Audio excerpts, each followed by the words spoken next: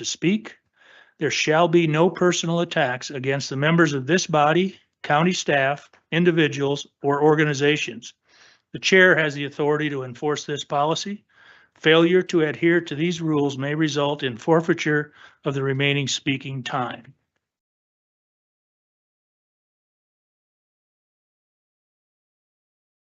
Do we have any public comment? Seeing none, public comment is closed. Let's, Patty is here. Do we want to start now? Ahead of schedule? Patty? This is just a, It's not published. okay. I'm sorry. Conflicts of interest by the commission. I don't have any. I have none. I have none. I have none. Okay, now Patty, you're welcome to speak.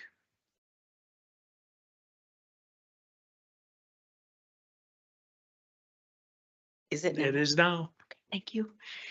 Okay, we have a gentleman and his wife here this evening who missed our deadline to apply for the tax freeze, the tax freeze assessment program last year.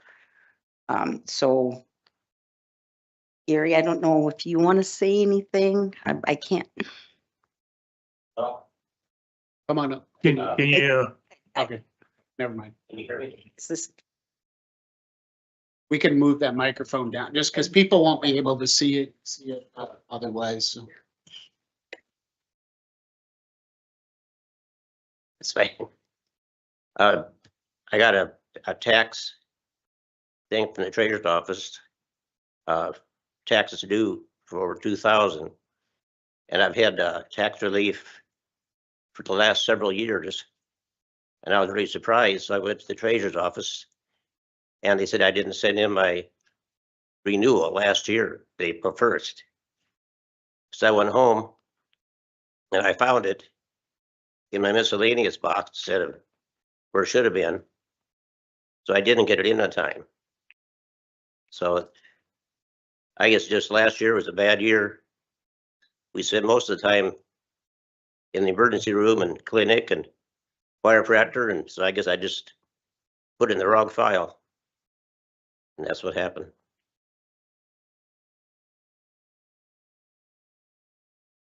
Okay. and now just to let you all know that had the application gotten in on time, he would have been approved for the program.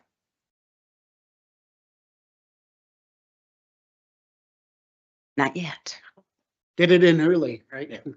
So I have a miscellaneous pile too that sometimes things don't get it out of, so. You did fill out for next year? Not yet. When is but it, when is it due? It's due by April 1st. Okay, April 1st, it's due for next year? Yeah, and I mean, if you want a little brief overview of what the program Yeah, is. why don't you do? Is it's for the elderly and or disabled.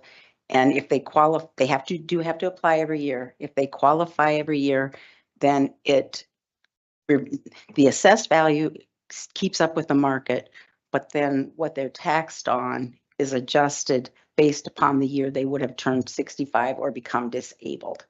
So in some cases, it can be a very beneficial program. So if he didn't get it in this year, he'd be assessed true and fair market value, and then if he applied next year, his taxes would jump up quite a bit. Is that what you're saying? Because you've done this a few years. His taxes did, Okay. but what is owed this year. Yeah. And is this the Did- program that's the appropriations from the state to cover it, or does that come out of the county? for I this one? don't believe there's Was I- any sort of, Which is the one, is that the paraplegic one, or which is the one that the state does the appropriations for and then reimburses? Is that this? one? I honestly don't know, but There's it- one I program. doubt it's this one because I have not heard that at all. It sounds like it's a assessment freeze, right? Yeah, it's kind of a misnomer because it doesn't actually freeze the assessment. of the home. It's that the assessor's office makes an adjustment Mhm. and they get like an exemption, for lack of a better word, Okay. where,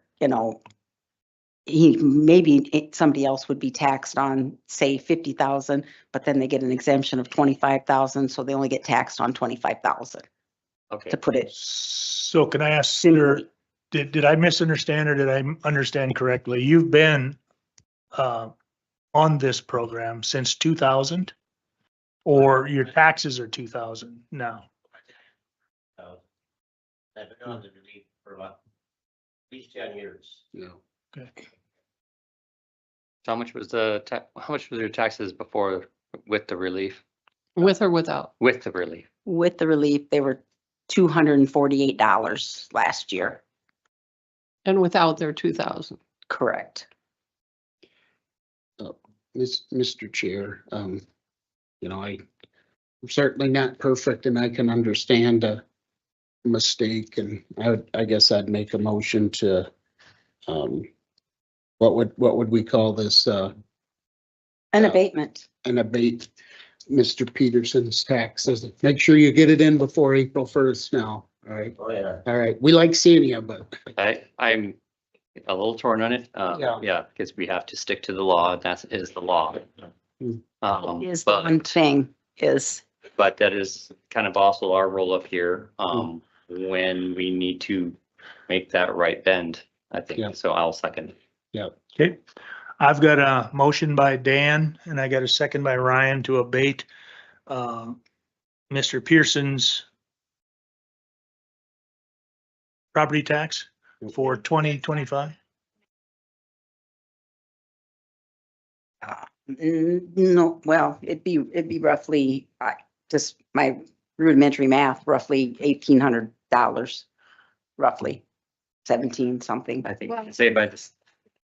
Not that, No, much, don't- but it's No. a difference from the previous. yeah, year. yeah. And Any further discussion?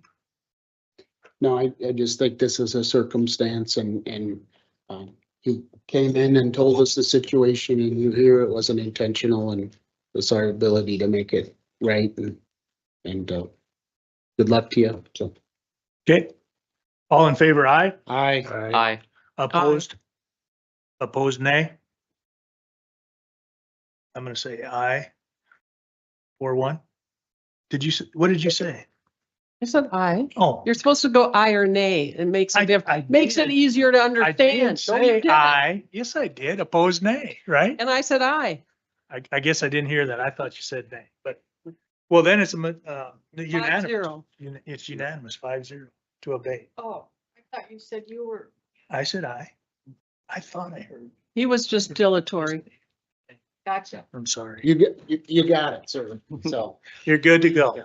Thank you so much. you have a good day. Yep. Thank you.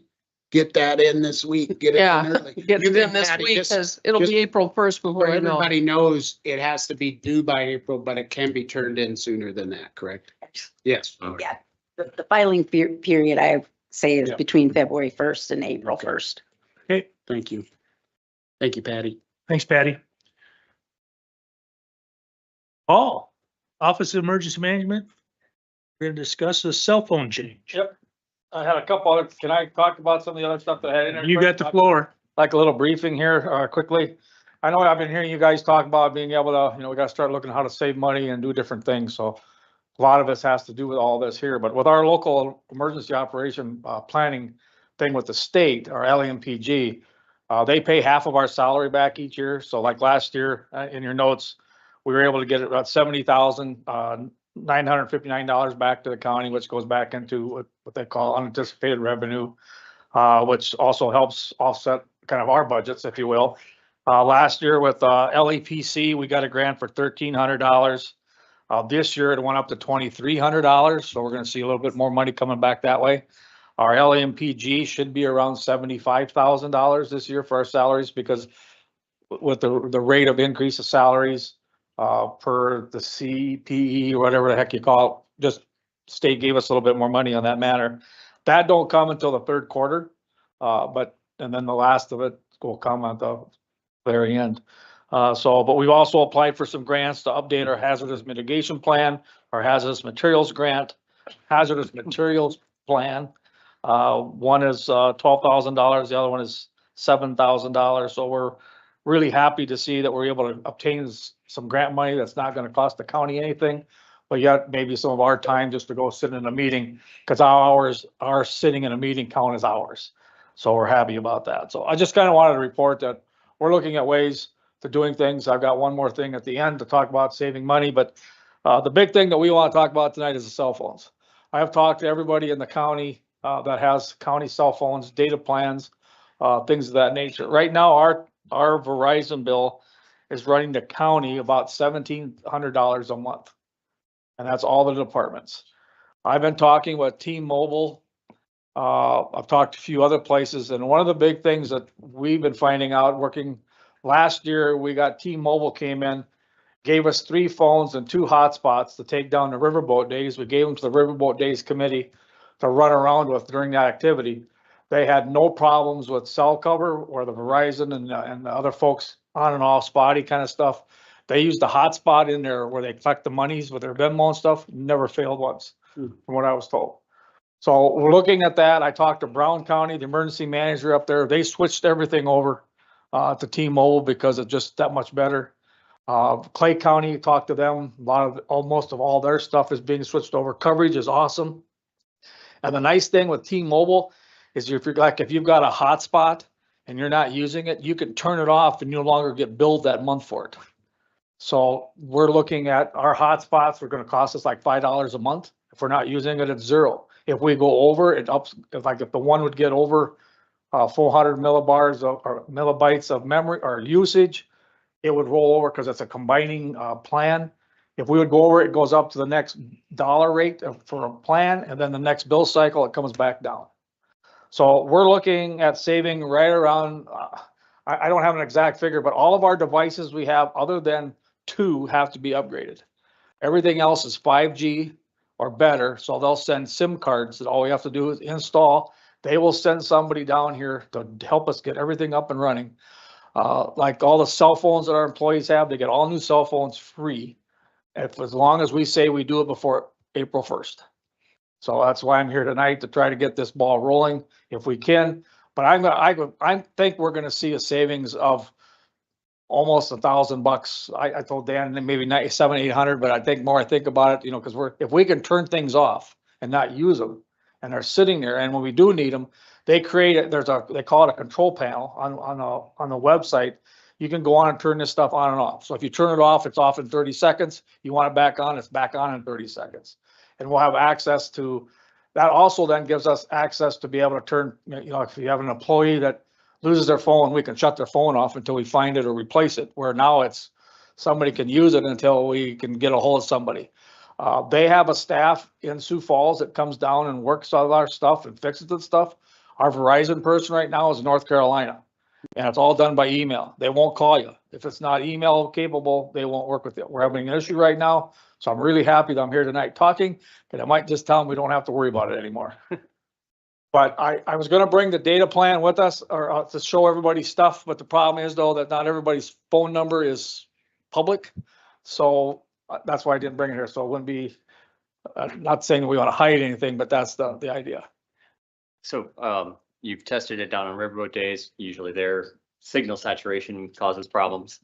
Have you tested like really remote areas? Because I mean, Yes, I see you we're working everywhere. in those places. Yeah, Yes. we've tried it in Nebraska. They gave us one. We've tried it out at the lake during big camping season time last year during the stuff. I drove around in the northern part of the county. There was one spot down on the Drum River bottom up by Stone Church, but nothing works up there. So I didn't feel so bad about it. But if we need to do something different, I'll worry about it another time. But I think for the most part, we're not going to have an issue. We talked about worrying about Gayville. Clay County, they love it. So you shouldn't have any problem. I was worried about your phone over there because over by Gayville. But anyway, so to me, it's a great deal. It's a big savings for the county. And it's a way for us to maintain what we're doing. The only thing is that we're going to have to keep the Verizon plan going for a little while yet, because the ambulance office and our office has IP phones. And our phones were bought through Verizon so that we could keep our numbers, but yet we can move them anywhere. I mean, I could bring all my phones over here, hooked to the internet, and we got phone. We haven't, T-Mobile don't have that solution yet, but they're working on that so that we can. The other things with our phones here in our office, we're gonna have the 2 phones that we have, they will be Starlink capable. In other words, if we can't get a tower, they will go to a satellite. This is T-Mobile is doing this now. It goes online in July. So we're excited about that. And that's no special satellite phone. It's just my cell phone talking to however that works. But we're excited about that. So Are the poll books, would they be a part of this too? Yep. So when, I've got new, battery things I just got some new ones for last year, Could be, yeah, but I have to pay for those still every month. right. Well, we're gonna get them Are you moved. gonna- We're gonna get yours moved over to them once we get this plan going. They'll all work the same and it'll be a big savings. And when you're not using them, because right now you're paying a monthly fee on those devices. If you're not voting, we can shut them off and they just sit there. And then we turn them back on and away you go. Yeah. And it's, so one last quick yes, question. okay. With all, so you're talking about having all the county here on a single system of T-Mobile, right? Mhm. So we have that kind of unified plan. I like that. Is there, and you talked to just briefly said it's like you had an employee lose a phone and stuff. Is there any tracking on these devices that we Yes. can have? That's part of this command control center. Okay. So we can see where the phones go. I mean, not that I'm gonna sit there and say, oh, look, there's Yeah. where Dan's going. Yeah. You can see maybe who's got them. You can actually take a tablet and turn it on and see who's working on it when it's all said and done. I think that would be really cool. And then Yeah. call them up and say, hey, what are you doing? Scare the heck out of them. But it has that capability all built into it. Yes. I like it. Yep.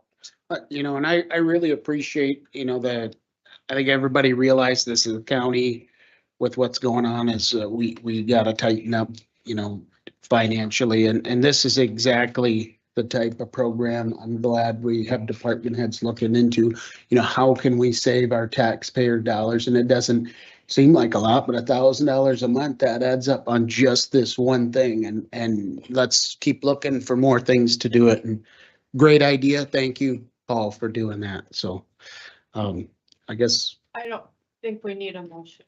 I- We never got a motion to.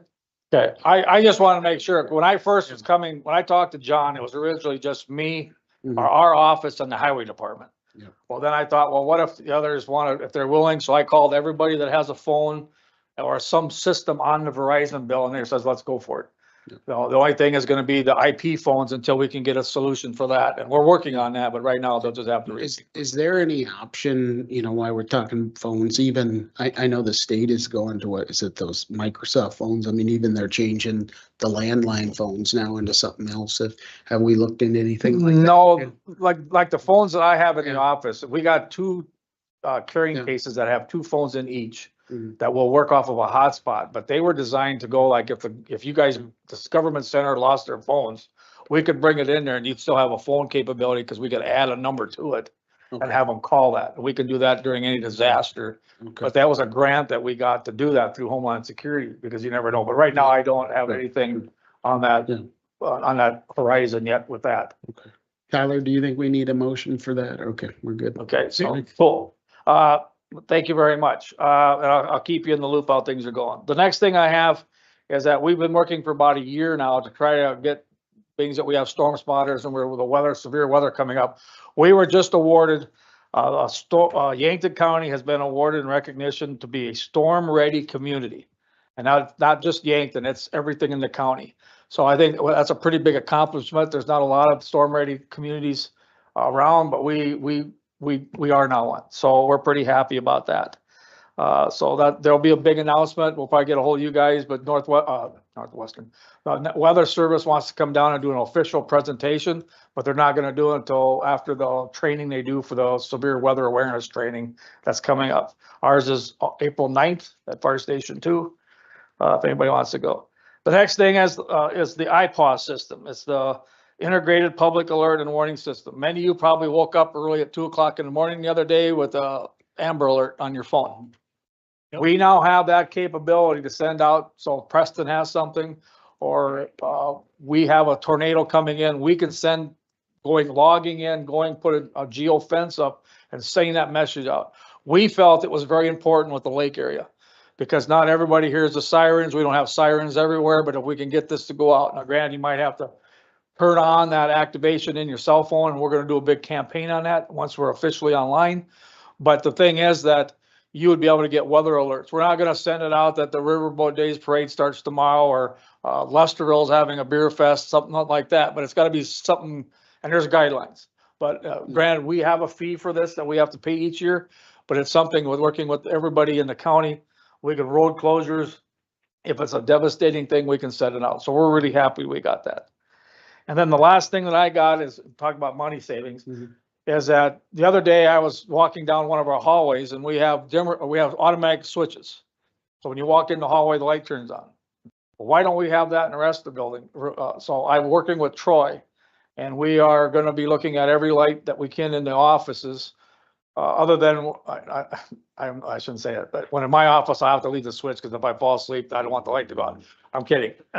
But any hallway, training room, things like that, garage, if you're out there working, it's just, light should stay on. But once you walk out, the lights will go off. We have caught a few times that the lights are remaining on in buildings that don't need to be.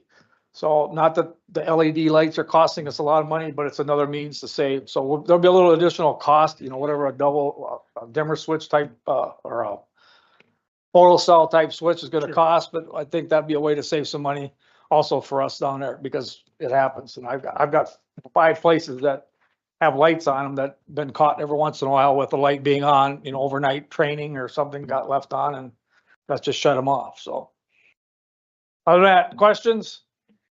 That was a quick brief. And the very, very last thing I got in your packet, you had a form that looked like this a couple of weeks ago. I mean, you got this actually in the mail. Yeah. And I told the state that I don't like it. And the reason I don't is both Aaron and I, each quarter, we have to send in a report. John, you sign that signature page every, but what happens is if I enter something in there, it gets put on my name. If Aaron sends something, it puts on her name, even though our reports are complete. So if Aaron's typing up something, saves it to the computer, I go on our web EOC and upload it, I get the credit, she don't. And so when you're gonna get this every quarter, I just wanna make sure you guys understand, we're doing our jobs, but the reports are really bad. So it looks like I'm doing all the work and she's not doing anything. I just wanna make sure, or vice versa. I just wanna make sure that that's what that's. So when you read it, like, well, first quarter, Paul did everything, what did Aaron do? She's doing her job. It's just the idea that, I don't know, the state needs to come up with a better way to generate that program. But I just wanted to clarify, and a state regional coordinator last week said I was coming tonight to talk about it. And that I didn't like the format, and there's a lot of the counties don't like it. The reason is because if they don't have, if they have 2 people working for them, it doesn't reflect that on both forms, where I think it should. So, but if they got any questions, you gotta ever come on over, visit, we're more than welcome to come over. Other than that, anything else? Appreciate your guys' time. Thank you. We'll start the switch and we'll go from there. Thank you. Thanks, Paul. Thanks. Thanks, Paul. See ya. Okay, this time I would like to ask for I approval. move to approve the claims. We got a minute. How about the minutes first? Oh, I'm sorry, March 4th, 2025 minutes, my bad. Got a motion by Wanda, second by Kettering. Kettering. Don, to approve the March 4th, 2025 minutes. Further discussion? Hearing none. All in favor, aye. Aye. Opposed, nay. One abstain. One abstention. Motion carries. Okay, Wanda, now you're up. Now I would move to approve the claims. I had a question on the diversion expenses. It's under non-departmental. What page? Page 1. Just question on public transit. Yeah, obviously that's probably moving a kid around, but are we keeping the diversion expenses? I thought we had, don't we have kind of a department for that? And I'm It's in wondering, special fund. okay, so That's why I'm it says non-demand. non-departmental, Yeah. okay. And then just looking over all of these too, is like a bank card for $82.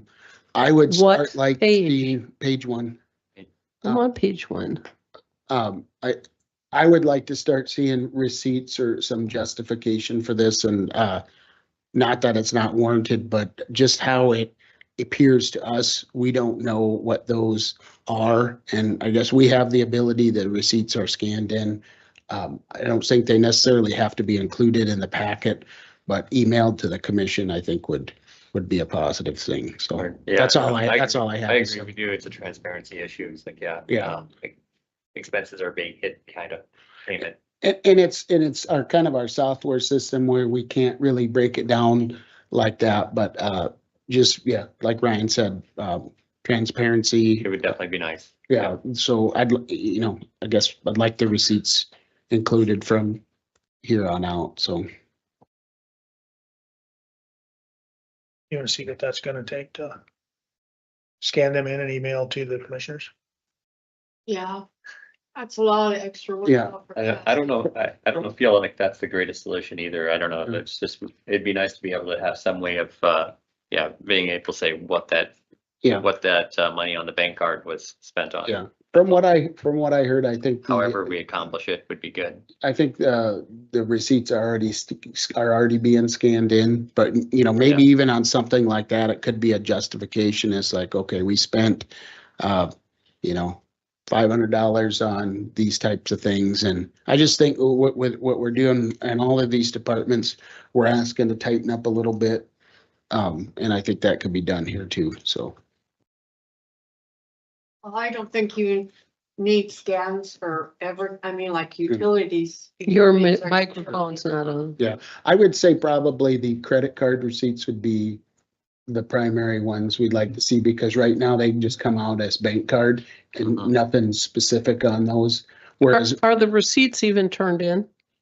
Yes. Okay. Well, I mean, I guess, like, I'm looking forward through here and here in equalization, we have two bank card statement there, and at least they're separated into different descriptions. Mhm. And so, I don't know, that's pretty good already, I think, right there, Yeah. that, in this one here, the $765 was to the education and only $62 was to supplies, Yeah. So, I mean, that's pretty good already right there for transparency level, but. Part of our group that's a task force looking into financial planning and the position of the county is going to have an action step that they're gonna request a quarterly review from each department head. Would this be a place that you could cover that?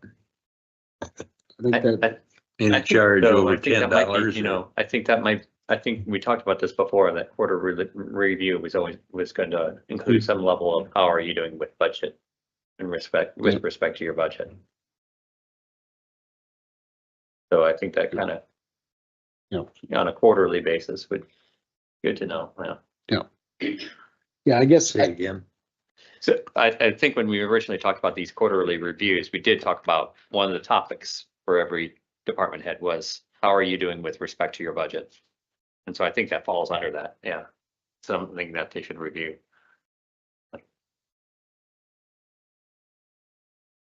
There's gonna be a significant increase in the things that the department heads will be responsible for reporting to the commission if the task force suggestions come through. We're gonna ask department heads to Bring an explanation. bring explanations to any changes in their budgets. Yeah. I'd agree with that, and to what Ryan said is most of these are laid out pretty good. I think the ones that are hardest to determine what they are the bank, the credit card ones. And I don't think it would be too much to ask for a little breakdown, because even on the bigger departments, it's usually just 2 or 3. And I think there's no reason that we couldn't ask for an itemized what it is, instead of, some departments are kind of doing it under travel or supplies, but still, there's some pretty big ones that are supplies and, what is that?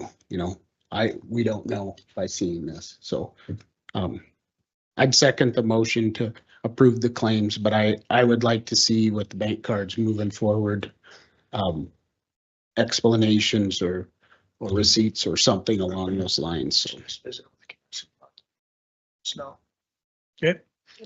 Okay, I have a second, or for a motion by Wanda, second by Dan to approve the claims. Any further discussion? Hearing none, all in favor, aye. Aye. Opposed, nay. Motion carries. Gary, you're up.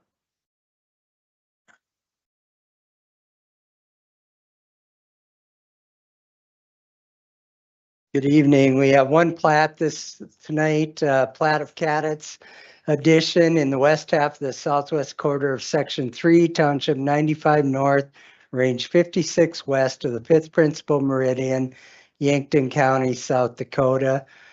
Basically, they're just replotting the homestead and they increased about 2.5 acres plus on the south end there and squared it off a little better.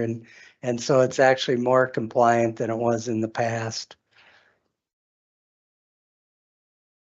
Move approval. Second. Motion by Dan, second by Ryan to approve the Cadets plat. Further discussion? Hearing none, all in favor, aye. Aye. Opposed, nay. Motion carries. Thank you. Next item up for discussion, eliminate or reduce the step raises for county employees. Dan, you want to start this? You want to start it? I think what kicked this off is our eight county meeting, visiting with all of the counties around us are really looking at the similar types of things for those guys who attended that. We realized the financial situation in the county is, it's going to be tough for the next few years. At the state level, with some of the state legislators, what they're telling the counties to do is we got to cut because from the state's perspective was we're not being responsible stewards of the taxpayer dollars.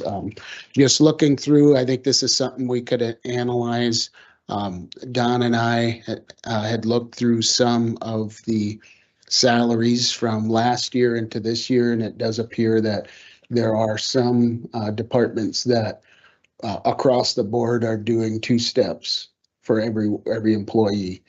And how I understood this when we originally took this through is we did the standard raise like we're going to do the CPI. And if an employee was doing great, then a step. If they were doing amazing, then that would be a 2-step. And it to me, it seems like, again, some departments have taken it to, it's going to be CPI plus 2 steps every year. And I don't know if we can continue to afford that. And so let's take a look at it and get some input on that. So my thought process is we do eliminate the grade and the step matrix. We have the wage matrix, which we can manipulate, and the department heads can manipulate. We can say, okay, we're going to give the cost of living increase is pretty much a given on the 1st of January. Now, putting it into the hands of the department heads to decide what the percentage of rate of annual review increase that they want to have.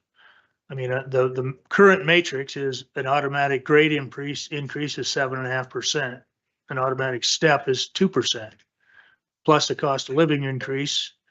Where does that leave us? I think on the wage matrix, we should back that off and start at 1. Start at basically ground zero. And if the department head wants to give in addition to a COI, cost of living increase, that's their choice. And if it gets to be a point where it's a large raise, like if they got rid of an employee and spread the processes out to another employee and say, hey, he deserves a a bigger raise will then come in and let us, and explain it to us. Yep.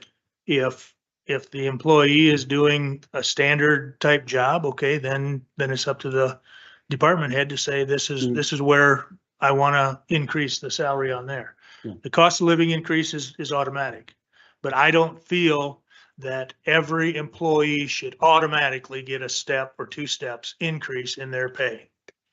Well, I have a concern because apparently there are some department heads that are suggesting to their employees that they can, instead of going 1 step up, we'll make it better for you. Go down 1 grade, but up 6 steps. So you get a much bigger raise. No, I'm not for those. And Did that's you where guys this will speak eliminate on that. this? And I have marked those and given those to you. Mr. Chair, I think we had some department heads that'd like to And- say a few things. And we're getting there. We'll get Okay. there. Now, I do think that we need to, and one of our department heads did suggest this, that we need to calculate or figure out a cap that all department heads have to stay underneath of that number. And I guess in my mind, for this year, the state set a cap for all state employees and other issues at 1.25%. And for this year, I think that would be a good number to be set as a cap. Now, that cap space or cap number is open for discussion amongst us. And we have some department heads here that also can come up and speak on this issue if you would like to. Mr. Chair, Don, can I provide a little bit of background information on the topic? you certainly may. Part of our discussions in the financial planning task force, of course, has been human relationship services and how wage increases are processed. And I'm sure that will be one of the very first topics that we tackle. So I guess I would like to recommend, because we plan on getting started on these things very soon, I would suggest that we allow that task force, which includes 3 department heads and 2 county commission members, allow them to review and come up with a recommendation. For recommendation as far as, For the whole salary program, raises and steps and how it's administered. What do you mean by only 1%? 1.2% increase on and above the cost of living. So you're saying whatever CPI is, where you would go above? Just pick an arbitrary number, 2. Yeah. Okay. Okay, CPI this year is 2.9 Okay? for next year. That's a CPI. And so So you want 1.2 then on top of that? Yes, that's what he's saying. That's the cap. That should not be a mandatory automatic Yeah. thing. That should not be that. The department heads should have the integrity to review the work and see that they're either doing exemplary work or they're doing average work. And if they're doing average work, there is no increase. So what I'm That's saying what is, we want to do. That's what we want to look for in our financial planning task force. okay. And basically what I'm saying is I agree with you 100%. And the department head should have a range in there from 0 above the CPI to 1.25. Anywhere in between there, the department head can decide. And then that has to be, just like we have these here, that have to be signed by a county commissioner before Kim can make the adjustments. And I would say on that, if we are gonna allow a step increase, I mean, there needs to be more written out and a justification for it, because reviewing some of these forms, it almost seems like there's not even and that's what we need to do, to Don's credit. I feel, and it's tough because not all departments are doing this, but some are, that two-step raise is automatic and everybody gets it and everybody's gonna get it every year. And last year that would have been a 9% raise, and you can't give 9% raises this year, next year, and the year after that, because it's not fair to the departments that are doing it the right way. Then their employees aren't getting paid like they're supposed to, and we get out of whack, and then this whole matrix gets out of whack. And so, we did try it this way, and unfortunately, there were some that did it different, and it's causing problems, so. And quite likely it's just because Yeah. of lack of experience. Well, yeah, that, and it's tough to tell people no too, so. I You- totally agree with those, Mm. like, yeah, we shouldn't be giving out two-step raises automatically. Yeah. Like the What jumping, about six? the increasing a step Yeah. is a merit type level of achievement. So, we have the cost of living, that's the automatic part. Yeah. Anything beyond that should be Yeah. done by merit. Yep, I'd agree. And, the state and other counties have not even done the CPI. And I think since I've been here, even in tough times, we've always done a CPI, which, the state hasn't done and other counties haven't done either. So, That is a good question. Yeah. Are we required to do the no, CPI rate? no. No, No. we're not. Yeah. I think it that's- would be. We don't on wanna our get- part. No, I We was don't just wanna checking. get I was just behind checking. either. Yeah, Yeah, we- we don't want to get behind either, but I was just Yeah. checking, like making sure that there was no Yeah. state requirements. Those things always come up in And my. that's why we originally did the two-step, is because there were some people that were a little behind, and that allowed them to catch up. But I think we've gone, maybe past that point again, so, If you look at, The kindness of. yeah. if you look at the definition of the cost of living increase, if you don't adjust for Mm. that, Yeah, they work Yeah. 1, 2, 3, 4 years with yeah, no increases. Yeah. So anyway, my recommendation still is that we let the financial planning task force put together a team and come up with a recommendation. We have 3 department heads on our task force and 2 commissioners. And I believe we can get an acceptable program soon. So then the next step of that program would be to make sure that all the department heads know how to run any type of pay increase. That's part of the action Yeah. plan that, yeah. We don't end up That with you a got. new program that evolves Yes. into the same problem. yes. Mr. Chair, did we want to see if these guys wanted? to say Sure. something? I You got guys one can- question. You guys can So come. just one question while they're coming up. How soon can you get this proposal put together for us, Don? Before budget? Yeah, we can do it Yeah. before budget. I mean, Well, I would like to see it done before that. Well, I budget mean, starts way in before. June, doesn't it? It's like an 8-year ordeal. I give you your books for budget. I'll just have that in, we'll have that in there. Yeah. Our I- proposal. I'd be interested in a first draft if you're getting. Prior that to, close within 30 it or days. Something, Yeah. if you could share a first draft or something, I'd be interested, just so that, I have more understanding of it when we get to the meeting part, so. Mhm. Okay. Did you guys want to come up? or no?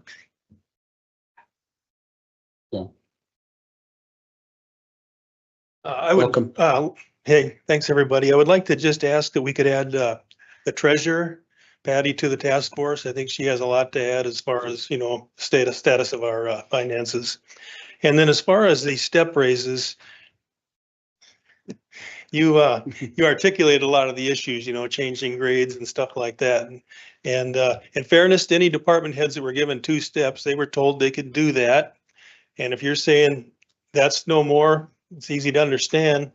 I do like the idea of having some kind of a step as a personnel incentive for outstanding work, and whether that's 1.2 or 2%.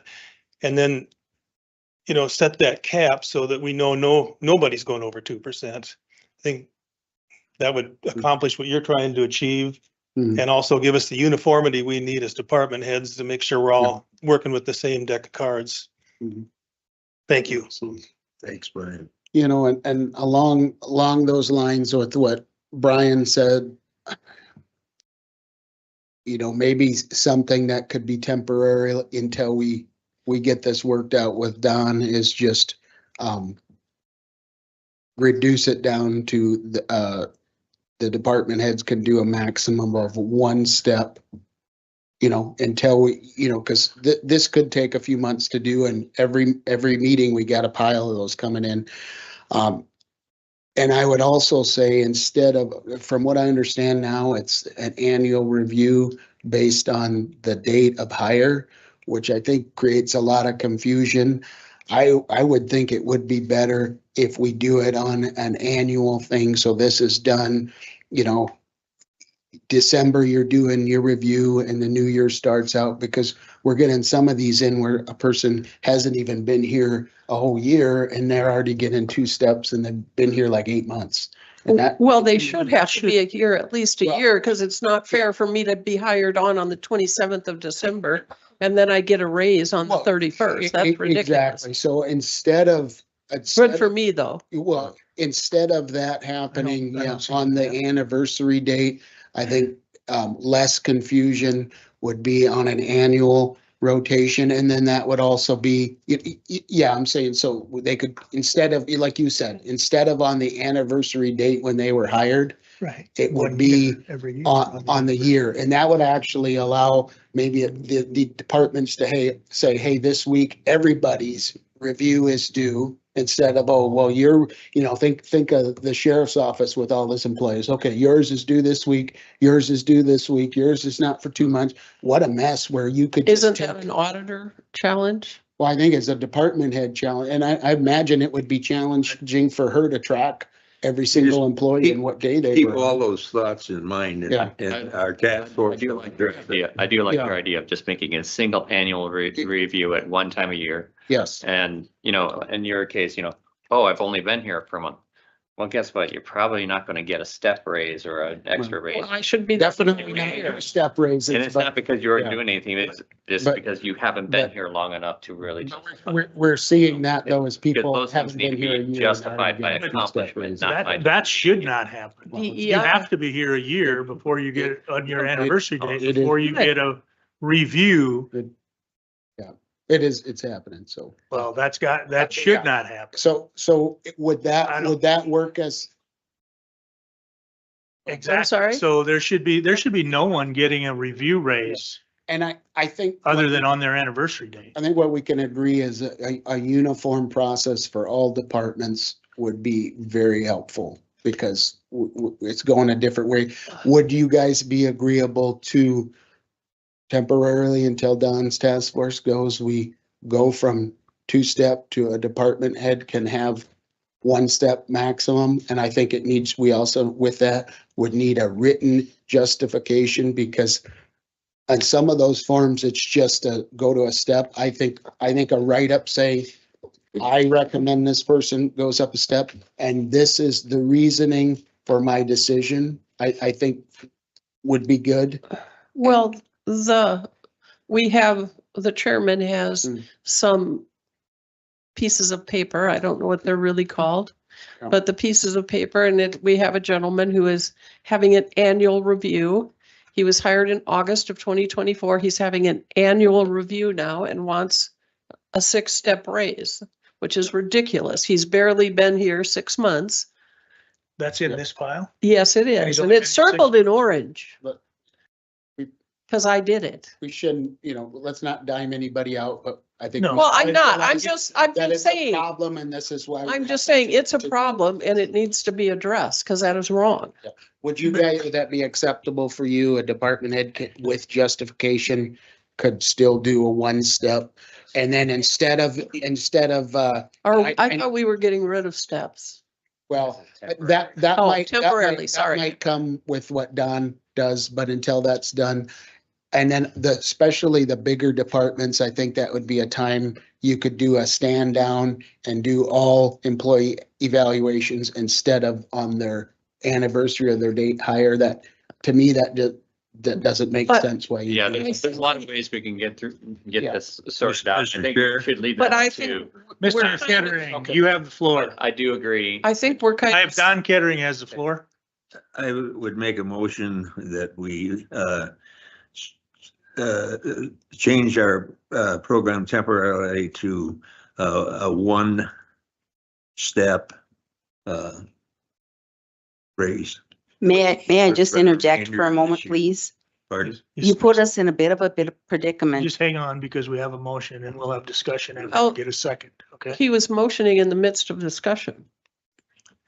Discussion never quit. No, we called him, he called for a motion. So let's Oh, listen was to he the finished motion. with his motion? I don't know. Let's listen to the motion. Well, then it's gonna be. Finish the motion.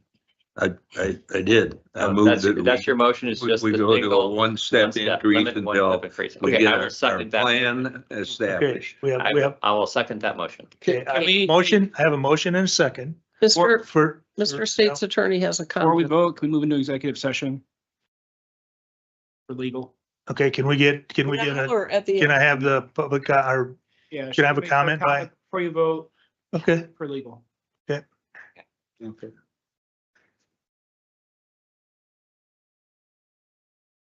My only point being is that you put us in a bit of a bind as department heads because some people have already gotten 2 steps. Granted, we're not that far into the year, but some people have already gotten 2 steps.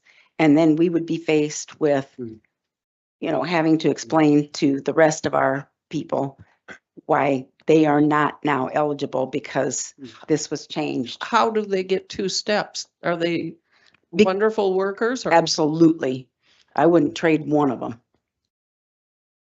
I guess my position, and I've always been supportive of you guys and department and especially our employees, and I've always And we appreciate voted to that. support you, but what we're seeing and it's not you guys, but some of your fellow department heads are. okay, the this ones time I who need a are motion doing to. this. So I move to go into executive session.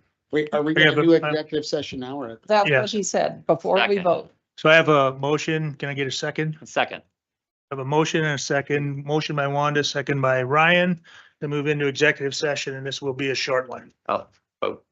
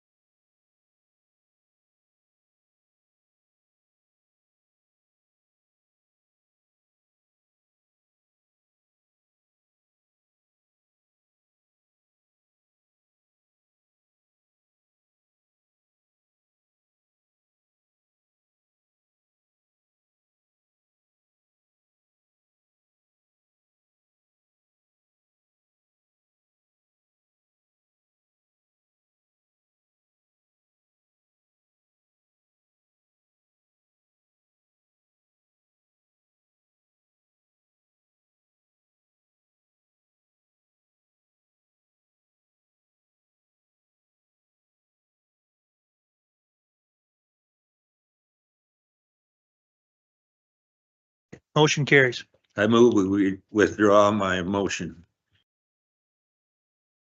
That doesn't require saying that. He just withdraws. Okay.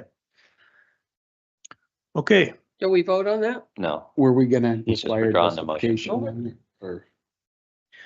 All right, so I move that we add a justification to any step Requirement. raise here for this year. Second that.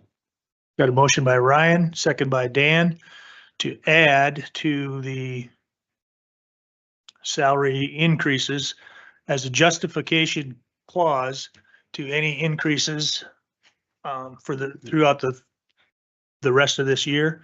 And we'll have a new plan in place by January 1 To the All in- county commission. Yeah, yeah. to the county, Sooner than- justification to the county commission. New plan sooner than that, but implemented January.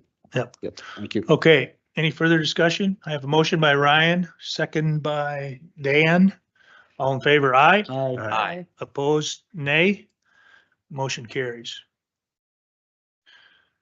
4-H building discussion.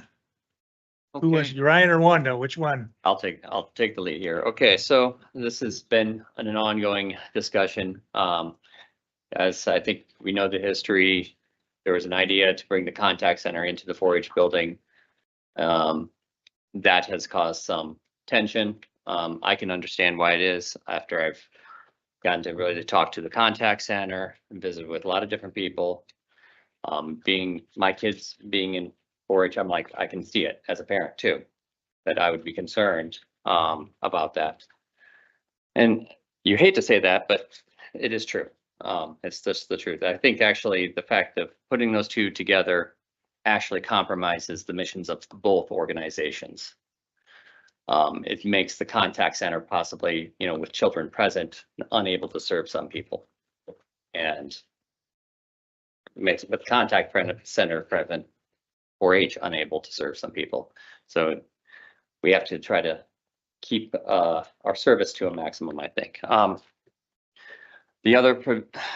That's also in this whole situation, we discovered that the deed on the extension building has a clause on it requiring that our extension agent or our 4-H extension agent is there in order for us to hold that deed. And there has been talk of giving back the building. The budget savings of giving back the building is roughly about $25,000 a year.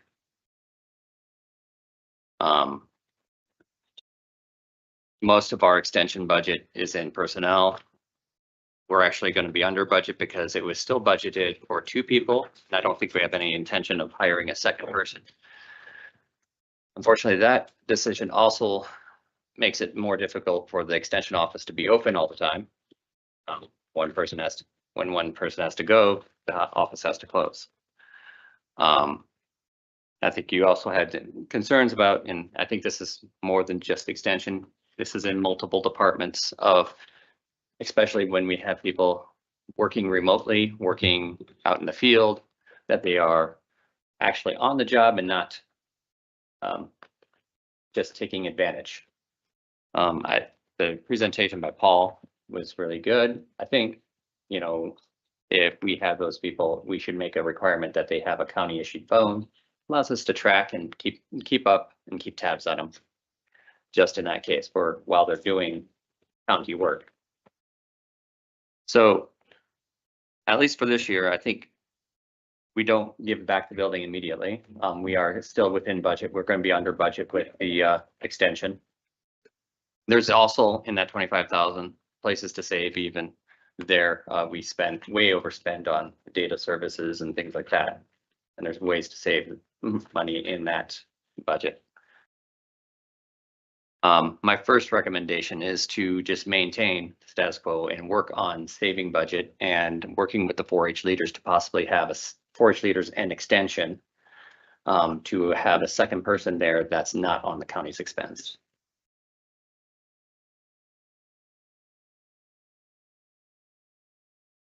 Okay, Wanda, you got anything to add to that?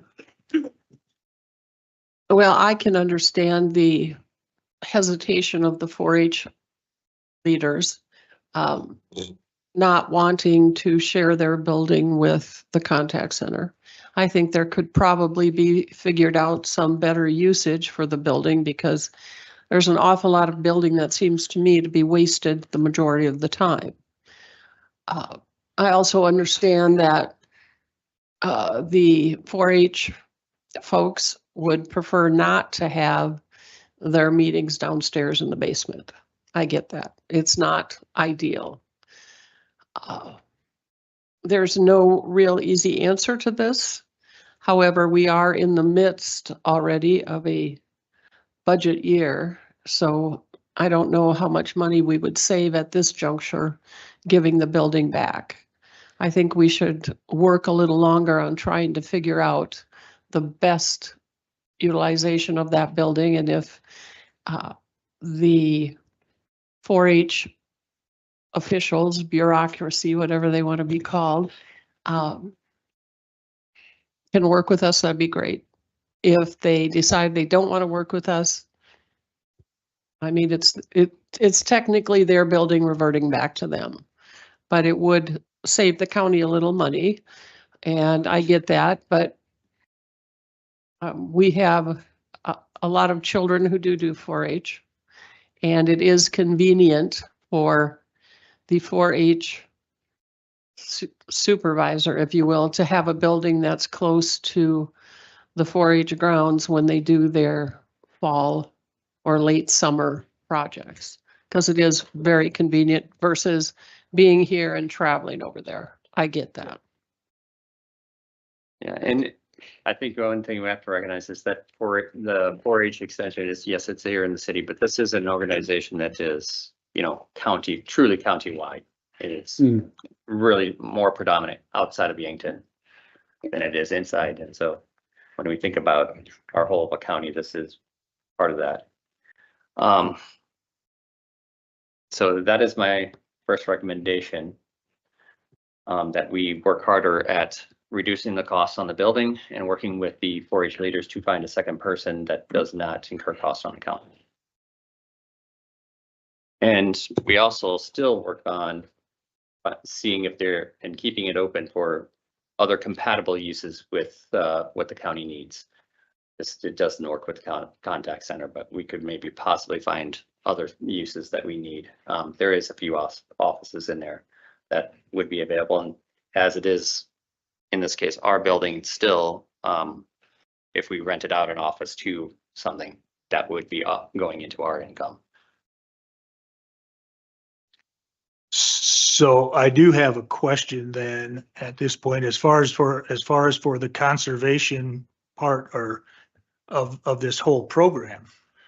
I have an issue with people calling me up and saying, I got to call in and get my tech certified for Whatever. chemicals or whatever, and they've been told they don't have time to do it. This is exactly the problem that we're dealing with right now. The fact that we originally had 2 people. So I And get so that. when one So person's, when you take away one person, you have less schedule. I get even that. So what are even we going to worse. do to make sure that does that when that person calls in to get that done, what are we going to do to accommodate the Okay. vendor that comes in to do Okay, that? so that's exactly where I was saying, we need to work with 4-H and state extension to make sure that we have at all, we Can't have we do it one day a 100%. week? Certainly. Mr. Chair. But in order to get more help from the state extension, it has to come from us. We have to go to them. And so that's what I'd like to do, is to go to the state extension to get help, to make sure that we have extra days covered by the state extension. Okay. And this is a request we have to make as a commission. Mr. Chair, we had some people that. Yep, Okay. we'll get there. If you got any other. I'll let them but, speak and then we'll go surround it up. I'd open this particular item up for public comment. And they need to turn the microphone on when they get there.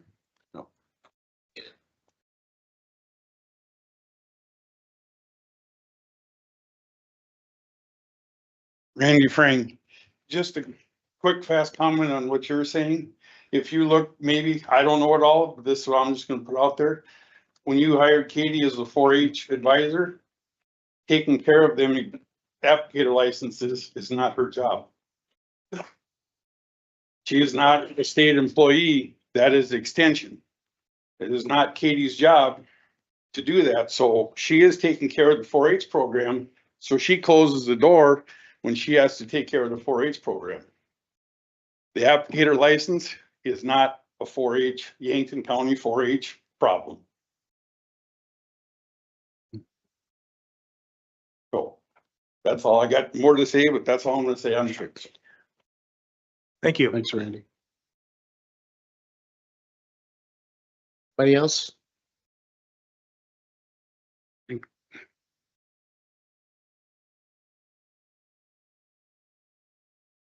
That's what Danielle did. Okay, so, your recommendation, are we gonna need a motion on Well, this to I guess continue I'd- throughout the I'd- year? I'd We like got any to- further discussion by the Yeah. commission? I guess where I'm at, and appreciate everybody, I've always supported 4-H.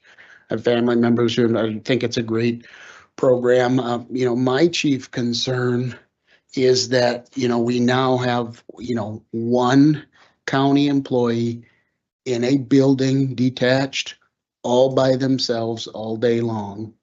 I'm concerned about safety, and I certainly want my wife or grandmother or mom or anybody to be in that position. I mean, every day you read somebody has a heart attack or stroke or something happens. I just don't think it's a good idea to have one employee in that building. And I think that's what So, kicked off the conversation about, well, maybe we could have another department to better utilize that building. And we haven't come to that, but at the end of the day, there is one employee, one county employee, all by themselves, all day in a detached building. And I think that's a huge issue of safety. I mean, me personally. I don't think it is. Okay. I've talked to our insurance people. Mhm. They have no concern about any type Yeah. of safety issue about that. Okay. You know, if there's someone Yeah. who's gonna have a safety concern or a liability concern, Mm. it'd be our insurance. I think about the area. I dropped my 13-year-old daughter off in that area to go to the skating rink. You know, I don't think there's a danger in that area. I don't see any danger. And also the office, yes, there's one county employee there. That's not always the case. There's actually a couple people that come in and out. They actually have to use one of the offices there a few days a week already. A Who's state that? person, Is that Department of Ag guy? at Department. Because when I Yeah. talked to them, they said that they're there like maybe once a month. How often are they there? I don't think it's the county's problem Well, if somebody yeah, falls over but- with a heart attack. But what I'm saying though is maybe that's, you know. And lastly, some of the things you did describe, they can also happen in the far corner of our basement just as easily and Yep. be a problem. So. And lastly, again, we want to work with the 4-H leaders to find that second person that's just not at the county's expense. And that's going to be our Yeah. budget savings. Is that for you guys? Are you in agreement? Are you gonna find another full-time person that'll be there? Is that part of the plan? We have no idea. Yeah. So, yeah. Yeah. Yeah. If Randy, if we keep that open, is there any interest in having somebody there? I mean, you know, you can see the concern of having one person there. There should be more, right? I mean, you agree with that, right? All you guys? Yeah. I mean, Yeah. Yeah. But there's other Mhm. departments that maybe would work to go there, fill it Yeah. up. We haven't explored that, Yeah. you know, we haven't done much of the 4-H part because we've had no consistency from your guys' part for Mhm. us to work with. Yeah. So I believe that in the last 3 or 4 months, whatever the time frame is, the contact center was off the table. I think we would all agree that the contact center was off the table. Our issue is having the one employee out on that facility, basically all by herself, whether it's her or him or whatever the situation is. And also the fact that we are we're mowing the grass out there, we're pushing the snow out there, maintaining the facility.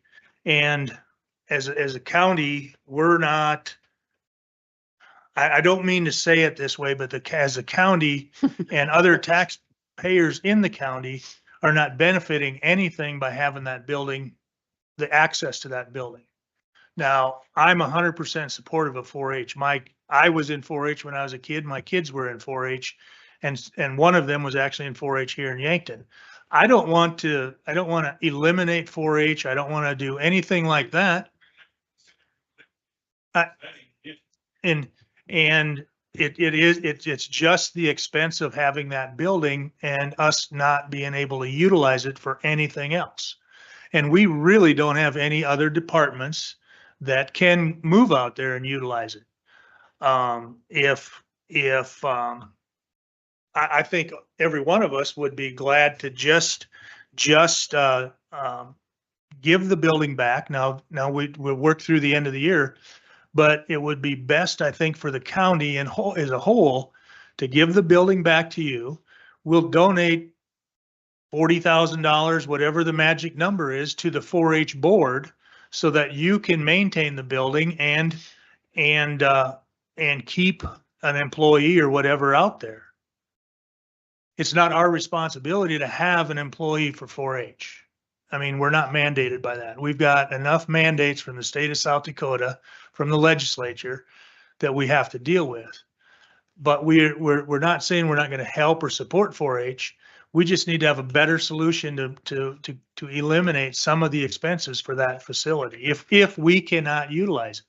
If I would be more than happy to see if we could come up with another department and move in there to be, to utilize some of that building. So, But it's just not, I guess in my mind, I can't think of another department. John, I'm just can I interject a little bit? Certainly. If you're okay. The logic here is not adding up to me, because on one hand, you want to give back the building because it saves you money and we can't do anything with it now other than what is being done now. But if we are giving back the building and then giving money for them to maintain the building, that's a wash. We're not saving money anywhere off our budget. Then we still have to support the building. Now it's just not under the umbrella of the county. And if we suddenly in the future find that, oh, we could maybe use an office in that building or 2 offices in that building for something that is conducive, we need now let that building go. So what I'm saying is you have your solution to give back the building does nothing more than give back the building, but it doesn't save the county money.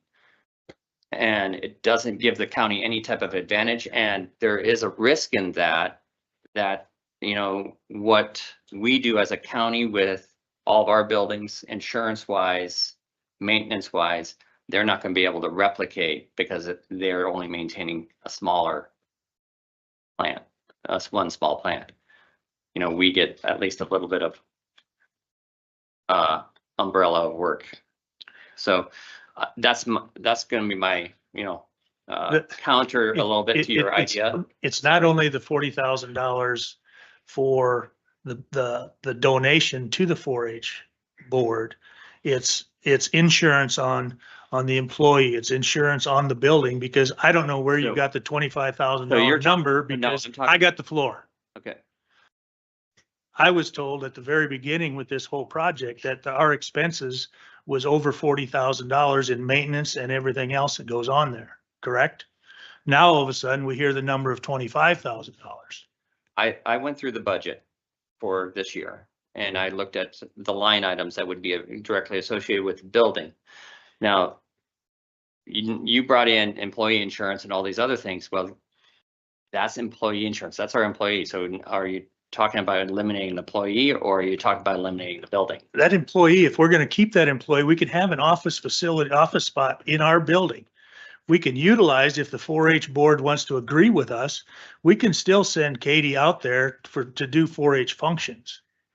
But the office the office that she is, the position, if she's going to be a county employee do we really need to have a building out there to house her when we could have an office for her in here? Obviously, as a 4-H person, and she's working with the 4-H, she can spend her time in, some of her time in that building. That's needed there. But it's not as effective, is it? It makes her job harder. Because now she has to have an office down here that is not being utilized for anything other for her to sit in, but do most of her work in another building out there. You could find a place in this building. The old Oh, state's it's- attorney's office. There- There's contact, there's stuff in there. I have all my, full packs, my election signs, ballot boxes. And they I ha- don't have any other place to put. And they have doors that can be closed and locked. It's not just one big Hmm. open space. It's a bunch of different offices. You know, Mr. Does anybody have knowledge on how the other 65 counties work with 4-H? I was in Lake Andes last week, can't remember the day, probably Thursday, and walked around in their courthouse, and they have a 4-H, an SDSU extension and 4-H office Yeah. there. I don't know how often it was manned. It wasn't manned on the day I was there. But I can only speak to that county. I haven't gone over to Clay. I know that Turner doesn't have one at this Yeah. minute. Mr. Chair, and you know, you guys will realize this too. I mean, there used to be a state extension person over there.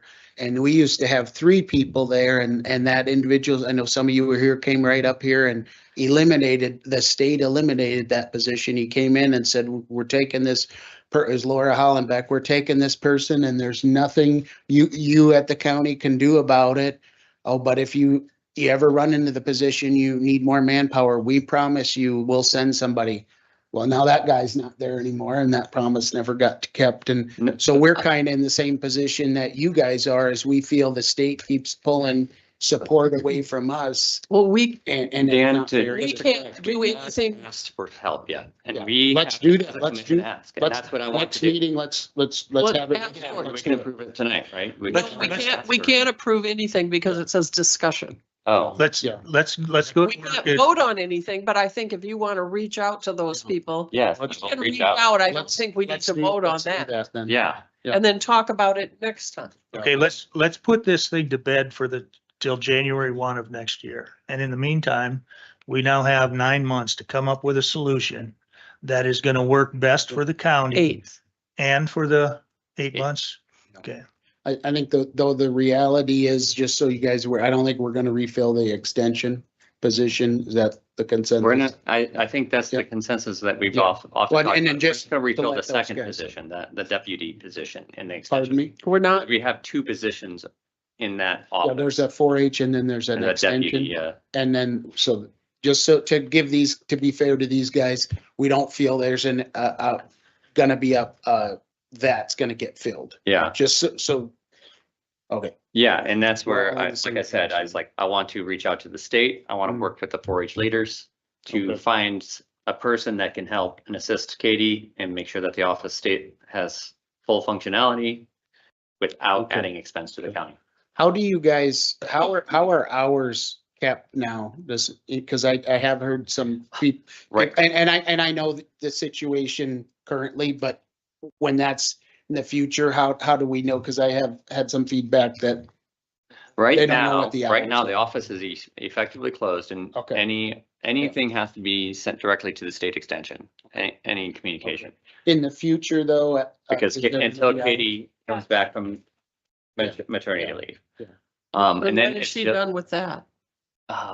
He'd know. I think it's May, middle Okay. May. And after that, there'll be regular hours again. She's always got.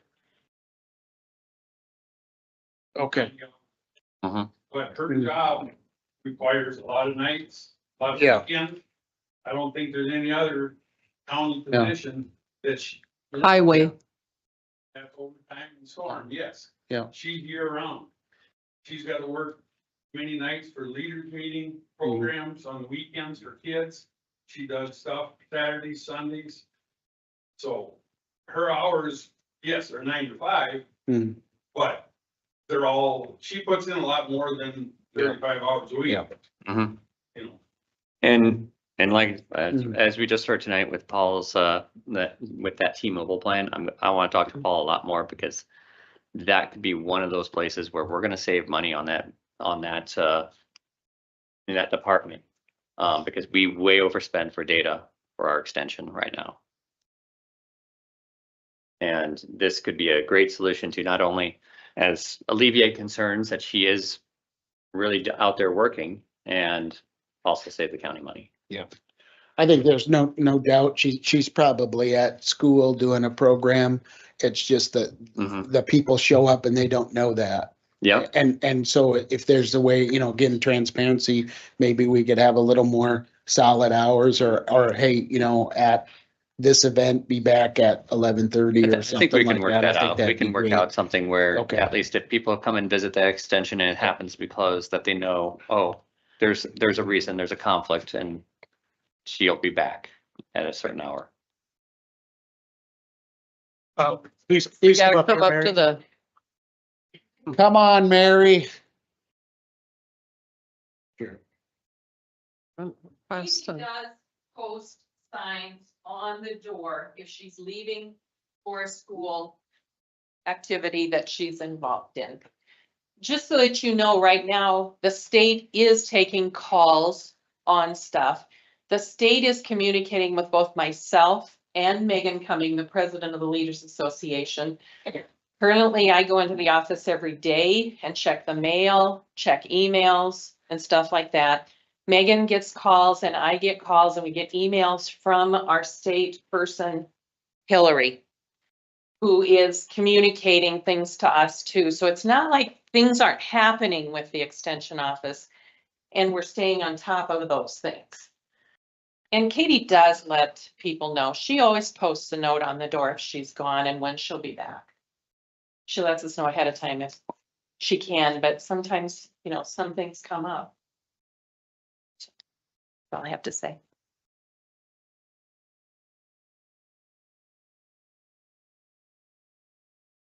So what I'm hearing from these people out here is you don't know what we're doing. Okay, well, I'm gonna tell you right now tonight that we're not doing anything until January 1.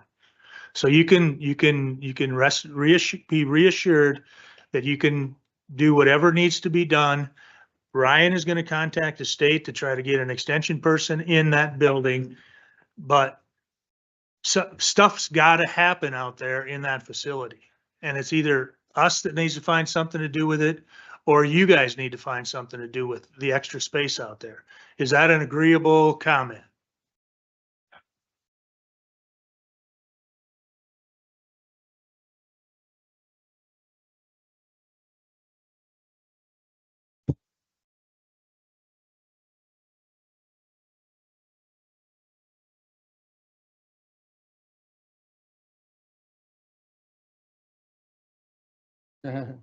Thank you. Yeah. Yeah. Katie also right now currently has numbers posted on the door to call so that people know who to call if there isn't anybody at the building. It's got the state phone number on there. And going back to safety and security, Katie has several times told me she's not worried about her own safety. However, I get just to that. let you know, we did have her effective after the November commission meeting, lock the door into the building. They can come in the entryway. She has her number posted there. She doesn't let anybody in the building unless, and that was per the request of the Leaders Association to try and make it more safe for her because that was your concern. So anybody that wants to come into the building can get in the entryway. All other doors to the building are locked and they have to call her for entrance to the building. And that includes me. I have to call to get into the building. So we try to make things safer for her because you guys had concerns, even though she was not concerned. Okay, thank you. So are we done with the discussion for now? I think so. If there is no action, then we don't have to vote on it, right? That's correct. We can, it's a discussion and- item. We have to move on. Okay. And then Ryan, you're gonna look at trying to, I'm gonna If contact the something's gonna go- extension and try to build a better relationship and hopefully that we get more assistance from the state. better, and maybe better utilization of the And, building. and if we will possible. continue to look to see if we have better Thank you. utilization, possibly from within our county and or other places. So All right. we will continue to work at finding greater utilization of the few offices there. Okay.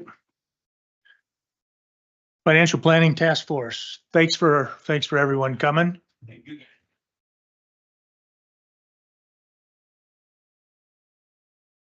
Did you have any more to add to that, Don? We're talking finances now. You guys can stay. This is the fun stuff. Losing. Or have we beat, We we have- we beat have that task printouts. force to death? We have I just had Patty, print a bunch more because there was a big crowd. Okay.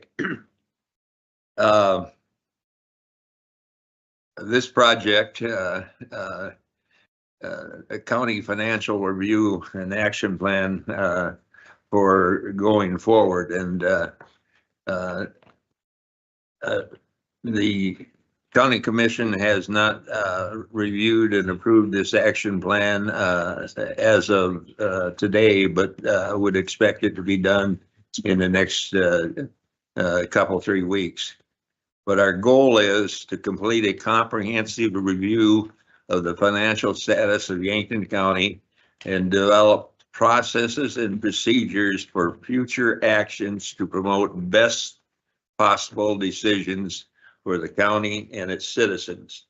And we want transparency with the citizens so that they know what's going on and what we're talking about doing and the reasons for doing it. Because we've had a couple of meetings and started, I typed up some comments and I'm going to go to them so I don't miss any of the important logic. But right now, Dan and I, Brian and Patty, I guess are on the task force. In the past 3 months, there have been several state and federal changes that can possibly have some rather tough consequences on county government. Programs that assist the county financially may well be in danger of being canceled. This will have an impact on governmental services to our customers/citizens. The Yankton County Commission has chosen to be proactive and take a deep dive into county finances, operational procedures, human resources, roads and bridges, and all other aspects of the county government that can have a substantial impact on our financial position and stability. We will be challenging our department heads to provide very close scrutiny on their operations while continuing to provide very high levels of customer service. I believe there will be have to be some belt tightening in the near future. We want to do this with caution and have transparency and customer understanding. Several of us attended an 8-county meeting a few days ago and found that all of the counties present were doing or planning to conduct similar operations. We do not want to get in a position that we cannot pay our team members nor provide basic county governmental services. We understand that there are some counties in South Dakota that may well have more significant challenges than Yankton County. Dan, she passed those out.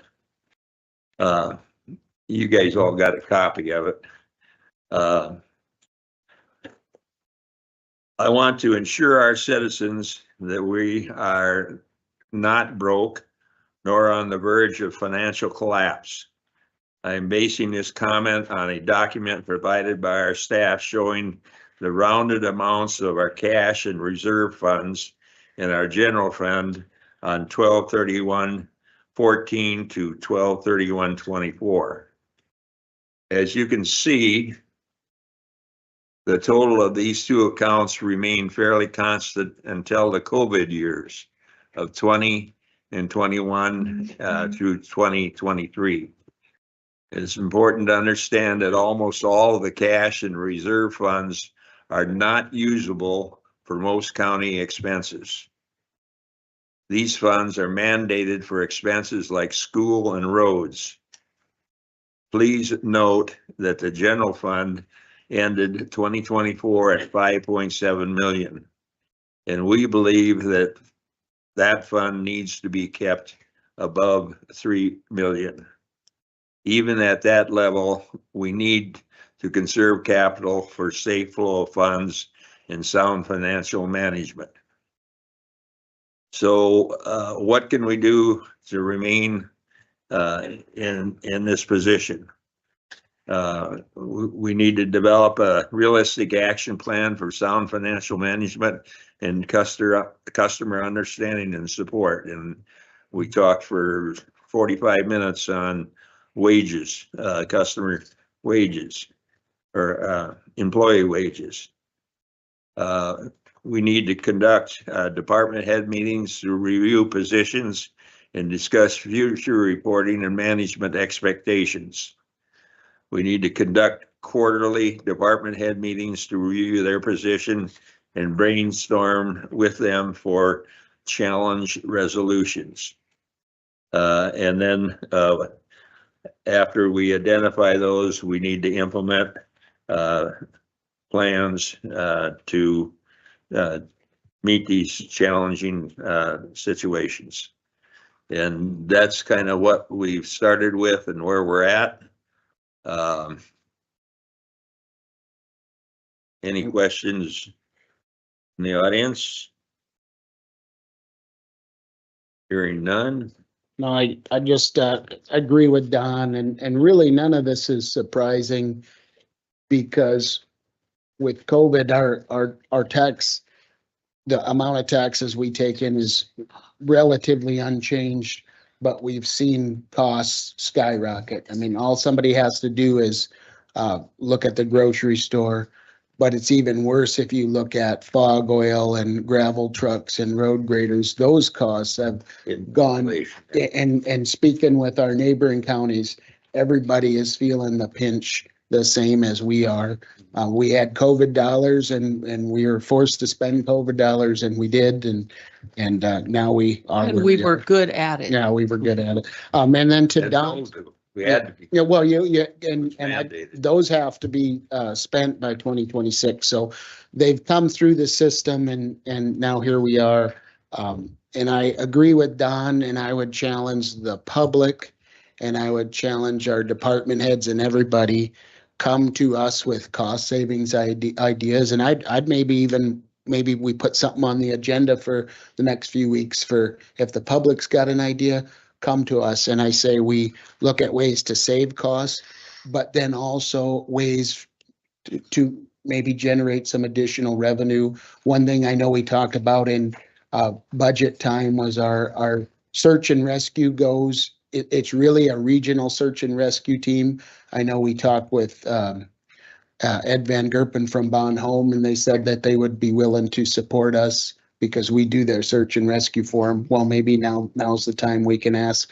So it's both ways, like Don said, save money, but then if there's additional revenue source, whether it's increased fees or I know Gary had an idea about building permits. We're one of the few counties that we don't charge building permits for renovations. I'm not saying we're going to do that. That's an idea maybe we can look at. So I think it's both of those, and ask the department heads and ask the public for their input, because we're all in this together. So I think Don did a great job. So if you look at this document that was handed out and consider inflation since 2014, that 5.7 million is considerably less than that amount in 2014. Now, in the COVID years, we spent a lot of extra money on highways, projects, bridges, those kind of things. And I plan to get a list of those things so everybody understands where that money went, but Yeah. 5.7 million is about 6 million short of where it was in 2023. So we have to be wary of what we do and what programs we support. Mhm. Yep. You know, we talk about 4-H, we talk about a number of programs, but if we gotta pay our basic expenses before we start moving Yep. out on the edge and And, doing new things. and our unfunded mandates too. I mean, 3 million, that's one major murder trial right there. If it went to trial and we had to do, Where are you trying that at? That's total How BS. much- $3 million. how much does a murder trial cost? What it cost if it went to, You're closer, you're under 100,000. for a murder trial? Where it starts to get spendy is when they ask for the death penalty. But the Well, I mean, state, that could- the state's attorney's office here actually brings in the attorney general's office, which helps a lot, but that doesn't, you know, How much did if that- people are gonna murder people, they're not gonna do it.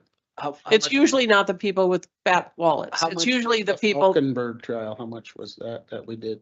Did we? I don't know, I'll look. Okay, that's just rest assured that those are the kind of things that we have to dig into and look at and see what we can do. We have a major portion of our revenue is designated to go to different functions that absolutely get paid for. Yep. Before you pay for 4-H, Yep. before you pay for just a whole lot of the services that we do. Aid to the poor, all those things, Yep. they have to be done. Yes. And that 5.7 million, I mean, just think about the challenge that we got with Simple closing.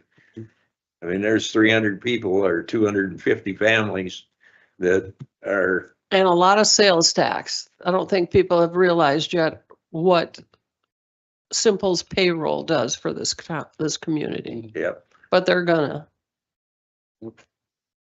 And so that's why we decided that we needed to dig in. We plan on digging in. We plan on tackling everything that we can. And we want to be as transparent in the process as we can with the public, because we want the citizens to know, understand, and support what we're doing.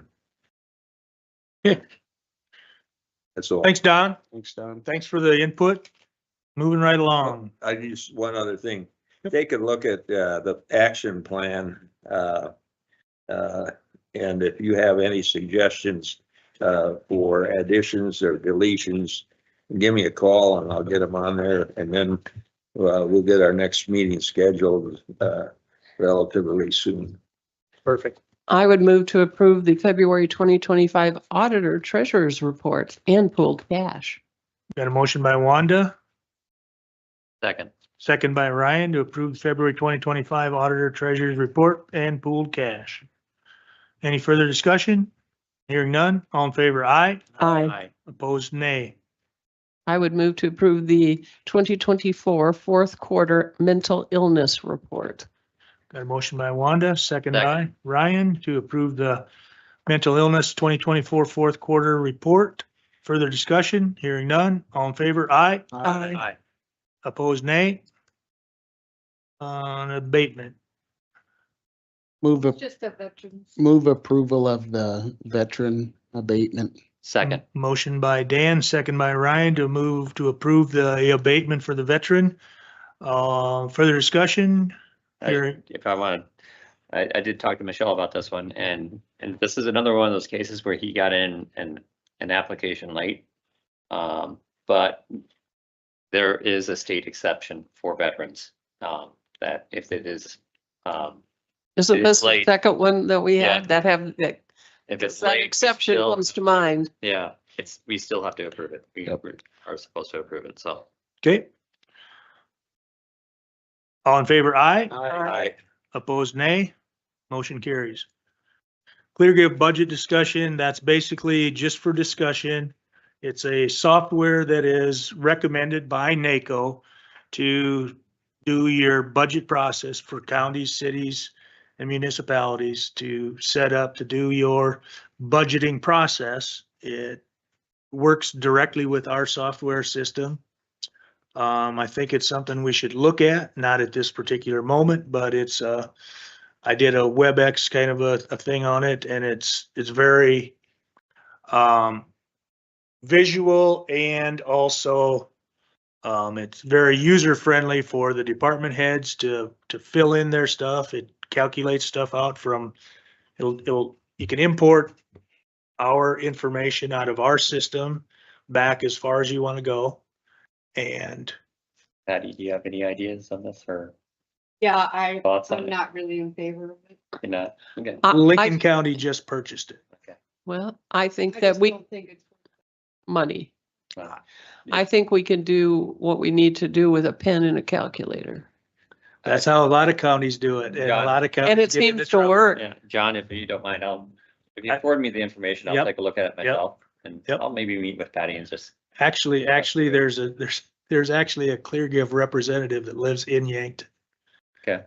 That, so yes, we Maybe can, give share give that us a demonstration. It'd be interesting to Yep. see it. yep. I just wanted to bring it up that it's out there. Yep. At this time, we'll open it up for public comment. Seeing none, public comment is closed. Commissioner updates. I don't have a real update. I've been doing some thinking about the cost of building on a juvenile detention center versus other things, and I'm going to go talk to the presiding judge. Maybe we can get more ankle bracelets so they can stay at home and still be punished and supervised. Good idea. 'Cause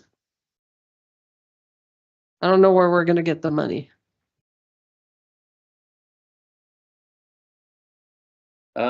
well, I have had, a lot of conversations from some people about a topic that no one likes to talk about. Which is, Actually, recently, this has come up in the last 2 weeks. I've gotten calls on this. And it's hog barns. Few people have been having a hard time even just trying to get one put in. We talk about the lack of revenue, lack of taxes. We talk about Simple's closing. And why do they close? Because they don't have access to cattle here like they used to. I mean, cattle herds are at the record lows. You know, when we make all these restrictions for our farmers to actually commercially compete, we are just opening the market to the rest of the world. And Yep. I think it's maybe something worth looking into a little bit, that maybe we are a little restrictive. But I do agree that there should be restrictions on hog barns, but we might be a little too restrictive because right now we've effectively banned them. I agree. And when we talk about trying to get more revenue into this county, that's one of those things that no one likes to talk about, but it is out there. And my wife works in the food business. Right now, beef is an impossible thing to serve because it is so expensive. We hate to see all the other proteins go that way. So, and if we don't have production locally, that's what's going to happen. So just a thought as we talk about budget and how we're going to get more money into this county. Value added agriculture. Value added agriculture and economic development. Okay. Thanks for that, Ryan. Appreciate that. Don, you got anything else to add? I don't think so. Dan? A couple things, I was the top commissioner for fundraising for the Rockathon. I just wanted to mention that. Just let me interrupt a minute. They set a new record at the center for around $77,000. The last record was 68. Yeah, 76,574. So it was a great great event that turned out to help our seniors in the Meals on Wheels program. I guess some other things is that we ended up getting the VSO funding restored from the state and the veteran grave markers. It was actually a pretty close vote, and I'm glad that we let our feelings know to the community, and that's how it's supposed to happen. And joint appropriations ended up funding that, so that's a big victory for us. So just wanted to let everybody know about that. So that's all I got.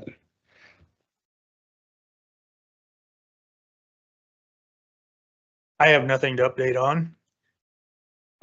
Patty, remind me, one other thing we do have to do is we have to talk about the Board of Equalization date for going through appeals. April 8th, we open, right? We No. open, but then Yeah. we have an appeals, we have to You do an have to appeals meeting. Pick Yeah. a date for the appeals. And it's gotta be, What's your suggestion? is that 1 week that's through the 14th through the 18th, right? It has to be done before April 29th. Has to be done by what day? April 29th. Okay, I had talked to Michelle today, and we kind of came up with the suggested date as the 24th. When does it have to be done by? By the I 29th. cannot do it on the 24th. I'm in trial in Salem, South Dakota. 24th and 25th. I could do it the 22nd or 23rd. Okay. I could do it on Good Friday. 22nd works for me. 22nd, Yeah. that should work for me as well. April 27th. April Second. 22nd, Second. it'd be a Tuesday. What do we call this? Board of Adjustment? Appeal, Board of Equalization, and we Board of have Equal- consolidated Board of Equalization. Yeah. There's two boards that'll meet that day. But, and I was gonna, the 8th, That's, we're gonna open That's it the at open. 10:30. yep, yep. again, At 10 o'clock? was it 10 or 10:30? I thought you told me 10:30, but I'll do it whatever day because I I blocked got that 10 off. o'clock written down. 10 o'clock. 10 o'clock?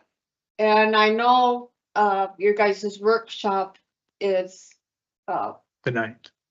At yeah, 10. but I have rooms for you on the 8th, but we're doing it in the morning, Yeah. so we That'd be don't, you fine. guys go. All we do is we just open it up and then we adjourn, so you can call it, I'm probably Yeah. gonna call into that one, so. So you guys will be Very here unless you're leaving. Yeah, What was the time for the 22nd that we wanna just, do you know how many appeals we have? Any idea? A bunch. it's gonna probably be a bunch. Let's do 09 we then start. Yeah, we should start in the morning. We'll start at 9-ish. I start at We said, I think we suggested 10 AM. 9:30. Yeah, Well, I mean, it all, to me, it all depends on how many we have. If we have. If we have a bunch, bunch, we might start earlier. Well, yeah, because. How about otherwise we're gonna have 9:30? to Let's do it a let's couple days. compromise 9:30. I'm All a right. compromiser.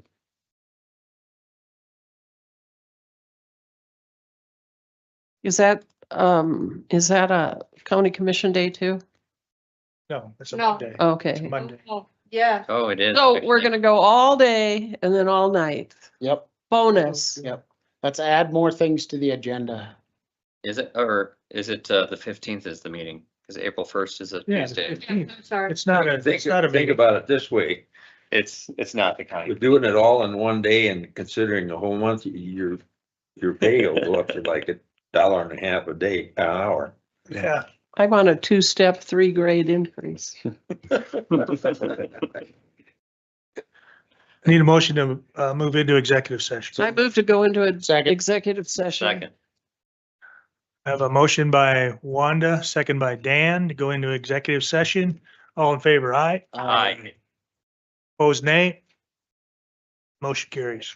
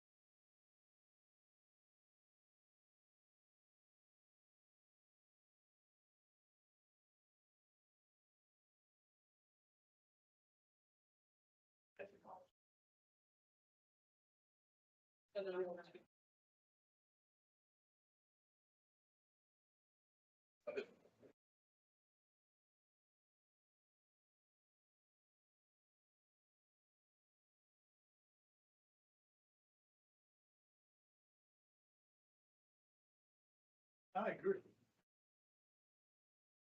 Maintenance software. Move to go back into regular session after executive session. Second. Got a motion by Wanda, second by Dan to move back into regular session. Vote. All in favor, aye. Aye. Opposed, nay. Go back, Wanda and Dan. Okay.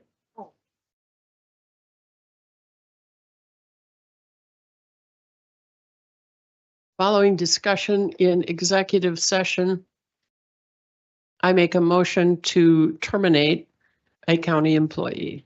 Second. I have a motion by Wanda, second by Ryan to terminate a county employee. Further discussion, hearing none. All in favor, aye. Aye. Opposed, nay. Motion carries. And then as far as things for the next meeting, I think we'll put back interest rates back on the agenda. I have IT RFP that kind of got pushed off in my absence, but we should put that on the next meeting. I have that ready to review. I'd like to do maybe like do we want to do like a Oh. public input on the budget or anything like that, or public input on, well, I'll think of something, public input on cost savings or. I'll I'm send. sure we'll be overrun with people who are interested in the budget. Yeah, look at all this. We couldn't even hand out all our stuff. I move to adjourn. Second. Motion by Wanda, second by Dan to adjourn. All in favor, aye. Aye. Opposed, nay. Motion carries.